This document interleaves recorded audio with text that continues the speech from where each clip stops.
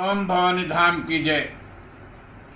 स्नेही सज्जन वृंद, जहाँ कथा विराम लिए थे अब वहीं से आगे बढ़ रही है। केवट ने कहा, यदि आपको पार जाना हो तो मोहि पद पदम पखारन कहू। देहाती भाषा में चरण पखारने को चरण मीज मीज कर अथवा दबा दबा कर अत्यंत आहिस्ता आहिस्ता धोकर थकान उतारने को पखारना कहते हैं। राम को पार जाने की जल्दी है, परंतु केवट को जल्दी नहीं है, इसलिए वह राघव के चरणों को पखारना चाहता है। सामान्य संबंधियों के चरण धोए जाते हैं, परंतु जिससे बहुत पुराना संबंध हो, कई जन्मों का नाता बना लिया गया हो, उसके चरण को पखारना कहते हैं। केवट तो प्रभु से बहुत घनिष्ठ संबंध युगों से बनाए है, प्रभु को पहचान रहा है, इसीलिए कहता है कि यदि आपको पार जाना है तो मुझे पैर पखारने के लिए कहिए, और यदि नहीं पखरवाना चाहते तो दूसरा आसान तरीका है जो मैं आपको बताए देता हूँ, सुन लीजिए। यही घाट ते थोड़ी कदूरी है, कटिलो जल था दिखाई जो, पर से पग धूरी तरह तरनी, घरनी घर क्यों समुझाई जो। तुलसी अवलंबन और कछु, लरिका के ही भांति जी आई जो। बरुमारी मोही बिना पग धोए, हौ नाथ नाव चढ़ाई हो जो। यह भी कवितावली से लिया गया है। श्री राम केवट को दोनों विकल्प बता देता है और प्रभु चुपचाप खड़े होकर के सुन रहे हैं। इधर से उधर अर्थात उस पार ले जाने के लिए बात आप मुझसे राय भी मुझको मत दीजिएगा, आपसे मैं उतराई नहीं लूंगा। केवट के भाव देखें। पद कमल धोई चढ़ाई नाव, न नाथ उतराई चहो। आपके चरण कमल धोऊंगा, स्वयं नाव पर चढ़ाऊंगा, अपने से आपको नाव पर चढ़ने नहीं दूंगा, क्योंकि यदि धूल लग गई तो फिर संकट खड़ा हो जाएगा, और मुझे आपसे उतराई भी नहीं चाहिए, एक पाई एक पैसा।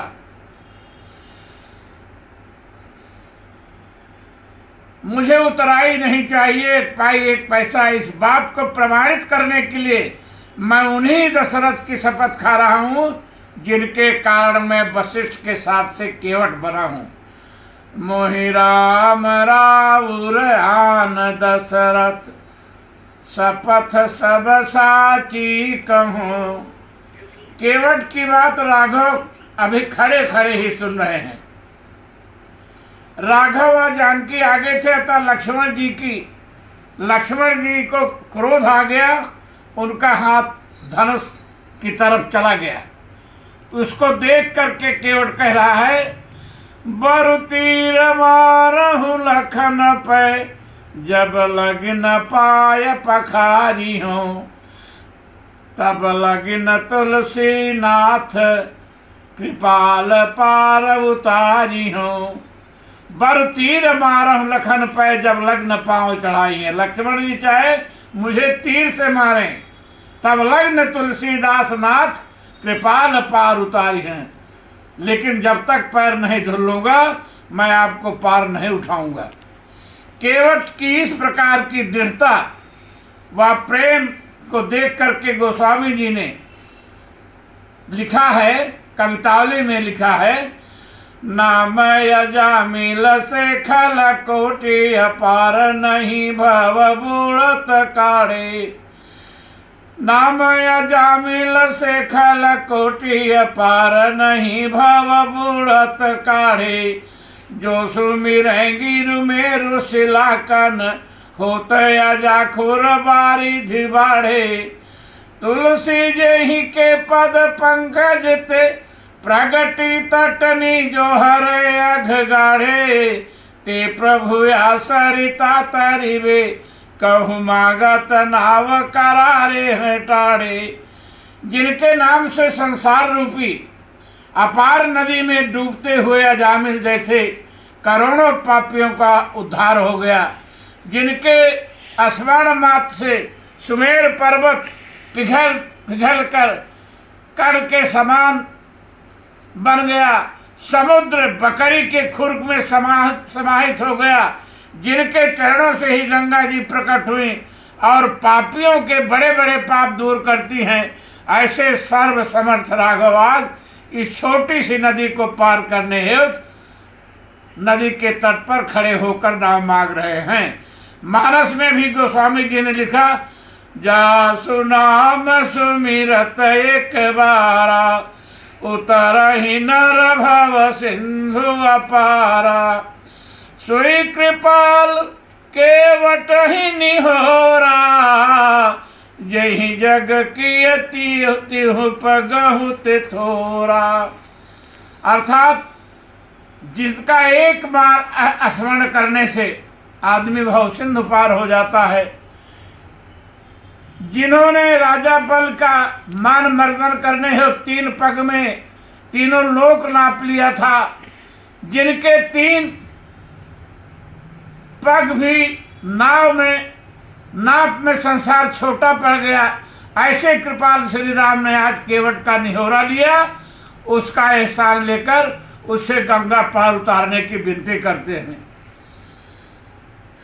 एक बार केवट निषाद राजू एक साथ शिकार जंगल खेलने में जंगल गए थे।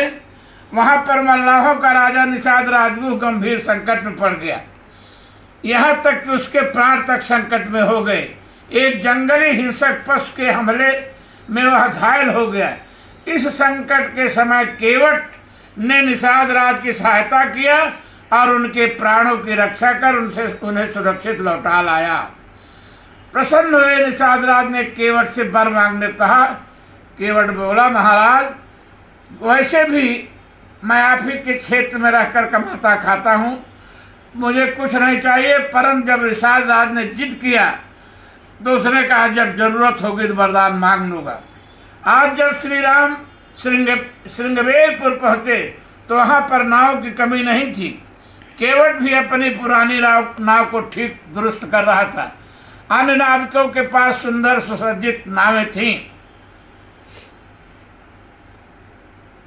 केवट को अपनी नाव ठीक करते देख उसकी पत्नी ने व्यंग भी किया, आपकी इस नाव पर तो श्री राम बैठने से रहे, क्यों परेशान हो रहे हो? घाट पर बहुत सी नई नावें हैं, वो चक्रवर्ती सम्राट के पुत्र हैं, भला तुम्हारी नाव पर कैसे बैठेंगे? निषाद राज ने इस पर केवट ने कहा कि प्रभु मेरी ही नाव पर बैठेंगे, तुम चिंता मत करो। केवट निषाद राज से रात्रि ही में जा करके कहा कि मुझे मेरा वरदान दीजिए। निषाद राज ने कहा फिर मांग लेना। केवट बोला, वह वरदान मुझे आज इसी समय चाहिए। ऐसी शीघ्रता क्या है? निषाद राज ने कहा। केवट ने कहा, शीघ्रता न होती तो मैं इस समय भाग कर क्यों आता? केवट की बात पर निषाद राज ने कहा, ठीक है, बताओ क्या चाहते हो? केवट बोला, महाराज आज आधी रात के बाद इस घाट पर मेरी नाव के अतिरिक्त एक भी नाव न रहे। आप ऐसा आदेश प्रसारित कर दें और प्रातः काल जब राघव गंगा पार होने के लिए आवें तो मेरी नाव के अलावा वहाँ दूसरी नाव न रहे। कल प्रभु को मैं ही गंगा पार करूँगा, यह अवसर मुझे ही मिले, यही वरदान चाहिए। निषाद राज ने स्वीकृति दे दी और उनके आदेश से रात में ही उस घाट से सारी नावें दूर चली गईं। इस घाट पर केवल एक ही नाव बची और वह थी केवट की।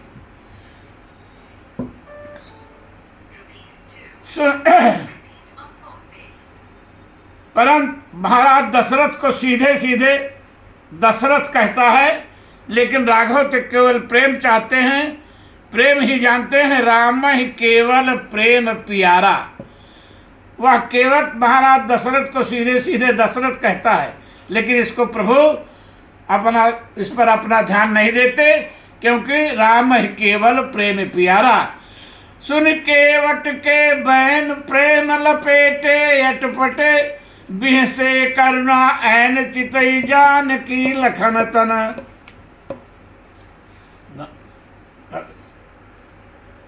राघव तो केवल प्रेम चाहते हैं। सुन केवट के बैन प्रेम लपेटे, अटपटे बिहसे करुणा नैन चितई जान की लखन तन। कृपा सिंधु बोले मुस्काई, सोई करु जहि तन नाव न जाए। अब प्रभु ने उसको आज्ञा दे दिया कि तुम वही करो जिससे तुम्हारी नाव और किसी चीज में परिवर्तित न हो। रिझत राम जानी जन जी की। राम को व्यक्ति की बाह्य सुंदरता से मतलब नहीं है, शारीरिक बनावट से मतलब नहीं है, उनको तो प्रेम चाहिए। और वह केवट आज केवट के हृदय की बात देखिए कि वह दोनों पैर को पखारने की बात कर रहा है, जिसके विषय में कहा जाता है कि एक पग की सेवा जानकी जी करती हैं और एक पग की सेवा लक्ष्मण जी करते हैं। लक्ष्मण व सीता की ओर देखने का भाव यह है कि विवाहोपरांत राघव के दोनों चरणों की सेवा सीता जी के पास ही थी। लक्ष्मण जी को प्रभु चरणों की सेवा मिल नहीं पाती थी। इस पर लक्ष्मण जी बहुत दुखी थे। प्रभु तो सबके हृदय की बात जानते हैं।